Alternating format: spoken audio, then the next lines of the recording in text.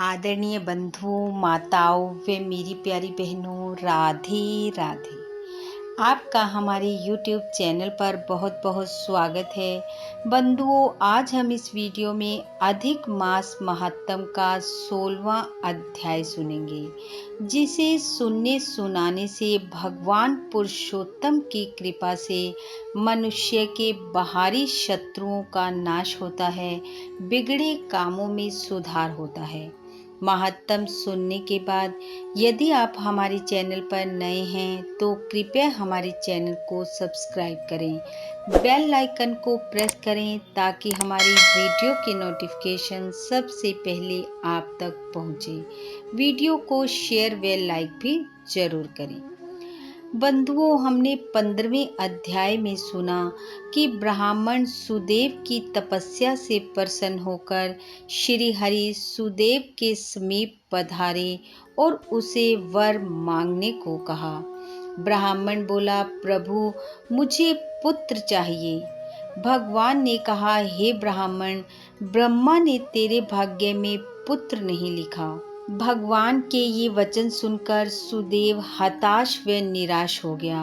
ब्राह्मण और उसकी पत्नी गौतमी की दीनहीन दशा देखकर गरुड़ जी ने भगवान से प्रार्थना की कि हे दया सिंधु, इन्हें एक पुत्र अवश्य दीजिए। गरुड़ के बार बार प्रार्थना करने पर भगवान श्री हरि बोले, हे पक्षियों में श्रेष्ठ गरुड़ जी, आप ही इन ब्राह्मण दंपत्ति को पुत्र होने का वरदान दें। बंधुओं, यहाँ तक की कथा हमने कल 15वें अध्याय में सुनी।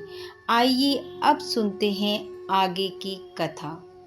श्री नारायण बोले, हे नारद जी, भगवान की आज्ञा पाकर गरुड़ जी उस ब्राह्मण से बोले, हे ब्राह्मण श्रेष्ठ, जैसा भगवान ने कहा, तुम्हें 7 जन्मों तक पुत्र सुख तो नहीं था, किंतु हे तपोधन, स्वामी की आज्ञा से मैं तुम्हें पुत्र का वर देता हूँ।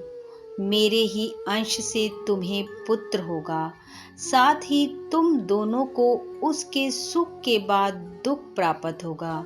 अब अपने मन में श्री हरि को धारण कर सुख पूर्वक रहो।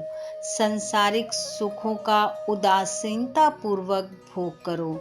श्री वाल्मीकि जी बोले, इस प्रकार पति पत्नी को वर देकर श्री हरि गरुड़ पर चढ़े हुए बैकुंठ चले गए। सुदेव भी वर पाकर स्त्री के साथ घर आकर गृहस्थ सुख भोगने लगा। कुछ समय बाद गौतमी गर्भवती हुई तथा 10वें मास में गौतमी ने सुंदर बालक को जन्म दिया, जिसे देखकर सुदेव की प्रसन्नता की सीमा न रही। उसने विद्वान ब्राह्मणों को बुलाकर स्नान कर जाति कर्म संस्कार कराए एवं प्रसन्नता पूर्वक दान दिया। अपने पुत्र का नाम शुकदेव रखा। वह बालक माता पिता को आनंद देता शुक्ल पक्ष के चंद्रमा के समान बढ़ने लगा। समय अनुसार पिता ने यज्ञोपवीत करा के गायत्री मंत्र की शिक्षा देकर ब्रह्मचार्य आश्रम में उसे रखा। उस बुद्धिमान ने वेद अध्ययन प्रारंभ किया। गुरु भक्त बुद्धिमान उस बालक ने अपनी सेवा से गुरु को प्रसन्न कर लिया। एक बार ही पढ़ने से उसने सारी विद्याएं सीख ली।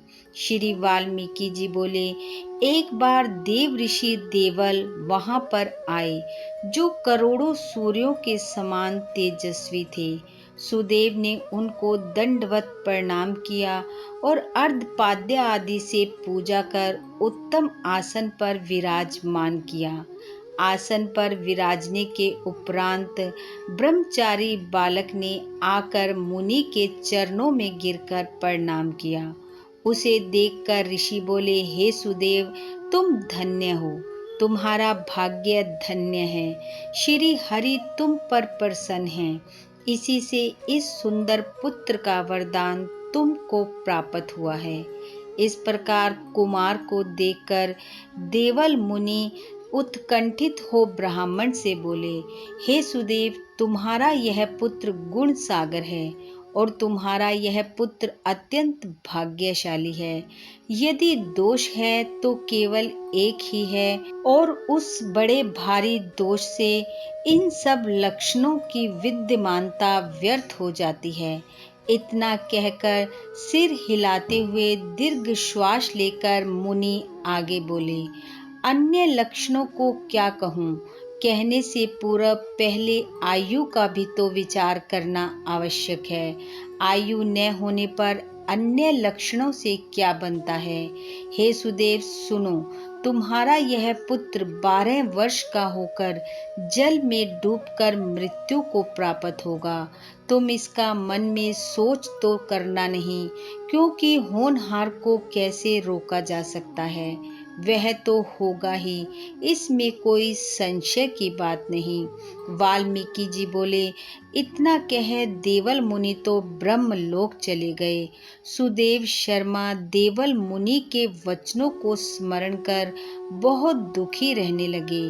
गौतमी धीरज रखते हुए पुत्र को अपने अंक में भरकर अत्यंत प्रेम पूर्वक उसके मुख का चुंबन करके स्वामी से कहने लगी, हे द्विज, होनहार की बातों का ध्यान कर आप भयभीत ना हो। अनहोनी कभी नहीं होती, होनहार ही होता है। इसलिए हे नाथ, अब उठकर सनातन हरि का भजन करो, जिनकी शरण में रक्षा मिलती है।